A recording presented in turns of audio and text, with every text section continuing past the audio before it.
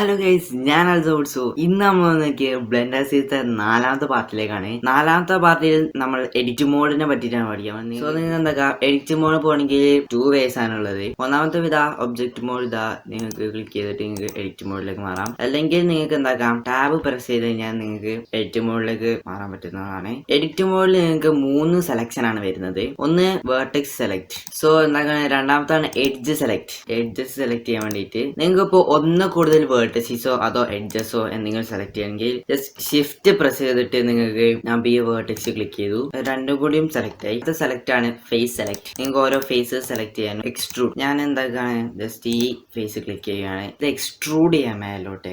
ഇപ്പൊ ഞാൻ ഇത് ഗ്രാബ് ചെയ്യുകയാണ്. എന്താണ് അത് എക്സ്ട്രൂഡ് ആയി കൊടുത്തു. എക്സ്ട്രൂഡിന്റെ ഹോട്ട് കീ എന്ന് പറയുന്നത് ഈ ആണ്. വീണല്ല വെച്ചാലും ലൈക്ക് അടിച്ചേക്കാം, ഷെയർ ഒക്കെ സബ്സ്ക്രൈബ് ചെയ്തേക്കാം. എന്താക്കാം, കാണാൻ എല്ലാം വിചാരിക്കും. Bye from അൽസബോട്ട്.